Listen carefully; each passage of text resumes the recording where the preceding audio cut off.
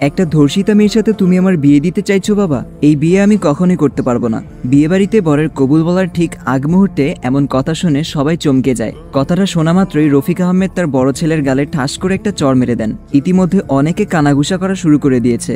একজন মহিলা তো বলে উঠল, এই মেয়েকে তো সবাই ভালোই জানতাম, আহারে বেচারির সাথে এমন কাজটা কে করেছে? আমরা তো এসব ব্যাপারে কিছুই শুনলাম না। নিজের মেয়ের সম্পর্কে এসব কথা শুনে আর ঠিক থাকতে পারলেন না রহিমা বেগম। মুখে আঁচল দিয়ে কাঁদতে লাগলেন। তিনি আগেই তার ভাইকে বলেছিলেন একমাত্র মেয়ের বিয়েটা সে খুব সাদামাটাভাবেই দিতে চান, যেন এইসব বিষয়ে জানাজানি না হয়। কিন্তু ভাইয়ের জোরাজোরিতে তার ছেলের সাথে নিজের মেয়ের বিয়ে এত অনুষ্ঠান করে দিতে সে রাজি হয়েছে। রফিক আহমেদ সেই মহিলাকে ধমক দিয়ে উঠলেন, কি সব যাতা বলছেন? এমন কিছুই হয়নি মধুমিতার সাথে।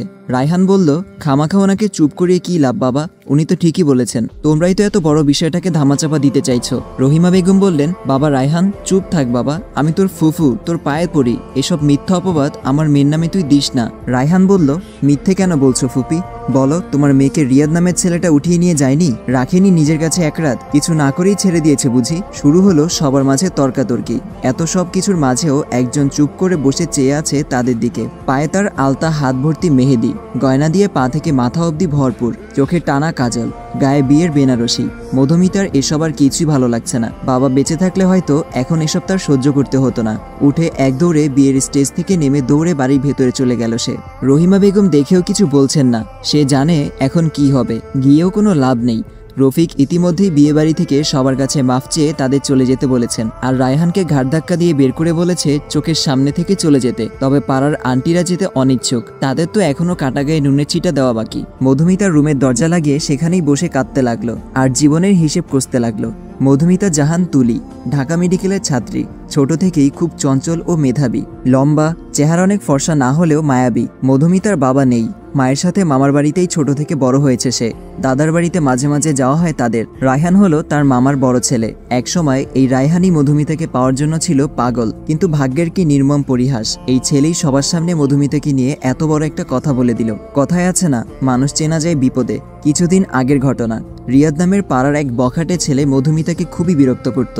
একদিন মধুমিতা সহ্য করতে না পেরে ভার্সিটির সবার সামনে তাকে চড় মেরে দেয়। এটাই যেন কাল হয়ে দাঁড়ায় তার জন্য। রিয়াদের ইগো হার্ট হয়। সেদিন বিকেলে বাড়ি ফেরার সময় মধুমিতাকে জোর করে গাড়িতে তুলে নিয়ে যায় রিয়াদ। এক হোটেলে অজ্ঞান করে নিয়ে যায় ওকে খারাপ কিছু করতে। তবে হয়তো সৃষ্টিকর্তার সহায় ছিল মেয়েটার। ওই দিনই সেই হোটেলের ড্রাগস খুঁজতে একদল পুলিশ আসায় সবাইকে ধরে নিয়ে যায়। মধুমিতাকে অতিরিক্ত ডোজ দেওয়ার ফলে তার জ্ঞান ফিরতে সকাল হয়ে যায়। এদিকে রহিমা বেগম মেয়েকে না পেয়ে যেন পাগল প্রায়। মধুমিতাকে বাসায় এনে রফিক ঠিক করে পাড়ায় এসব কিডন্যাপিং এর বিষয় ছড়ানোর আগেই তাড়াতাড়ি নিজের ছেলের সাথে বিয়ে দিয়ে দিব মধুমিতার। এখন একটি অ্যাড চলবে, আপনারা চাইলে স্কিপ করতে পারেন। ওয়ানেক্স হচ্ছে সবচেয়ে বিশ্বস্ত বুকমেকার, যা পিএসজি এবং সিরিয়া অ্যাপের অফিসিয়াল পার্টনার। খুব শীঘ্রই ইন্ডিয়ান প্রিমিয়ার লিগ শুরু হতে চলেছে এবং এটি সবচেয়ে বড় সুযোগ আপনার প্রিয় দলকে সমর্থন করার। এই অ্যাপে আপনি cricket, football, tennis live match দেখতে এবং তাদের স্কোর ভবিষ্যৎবাণী করে সহজে অর্থ উপার্জন করতে পারবেন। সেই সাথে বিএমডব্লিউ গাড়ি, আইফোন, ল্যাপটপ এবং আরো অনেক নগদ পুরস্কার জেতারও সুযোগ রয়েছে। এই অ্যাপটিতে আপনি crash, crystal, under and over 21 ইত্যাদি গেম খেলে সহজেই আয় করতে পারবেন। আপনি বিকাশ, নগদ, ব্যাংক, ক্রিপ্টো, পেপাল এবং অন্যান্য সহজ পদ্ধতির মাধ্যমে সহজেই আপনার জেতা টাকা তুলতে পারবেন। এখানে আপনি 24 ঘন্টা 7 দিন গ্রাহক সহায়তা পাবেন। তাই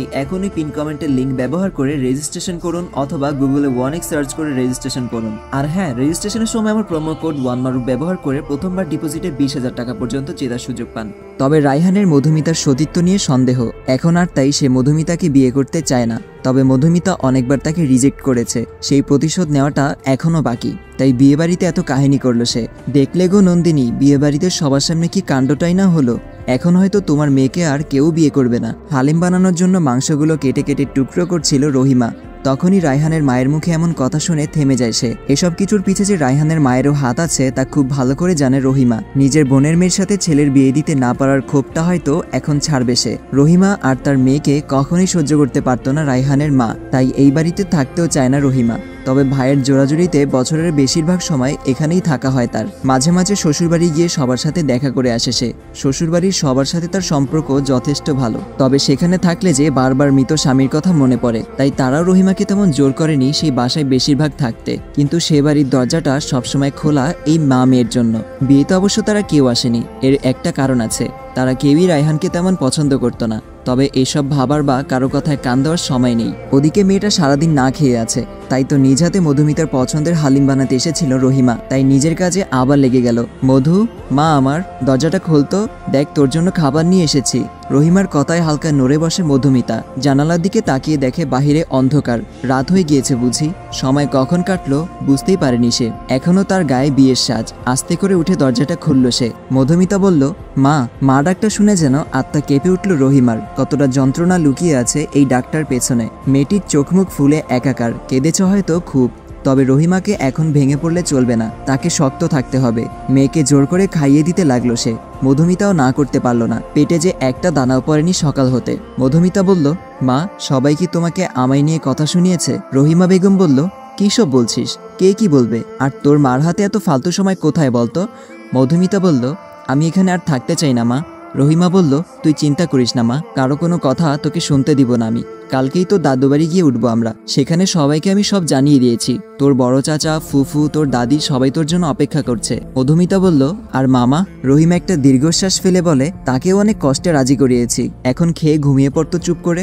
মধুমিতা মায়ের কোলে মাথা রেখে ঘুমিয়ে যায়, আর রহিমা হাত বোলাতে থাকে মেয়ের মাথায়। পরের দিন সকালে তারা গিয়ে হাজির হয় মধুমিতা দাদুর বাড়িতে। ওনারা সবাই গ্রামেই থাকবে নাই বা কেন? ওনারা তো জমিদার বংশ, গ্রামের প্রধান, সবার ভালো মন্দ তো তারাই দেখে। বাড়ির সামনে নামতেই রহিমার যেন আর তর সইছে না।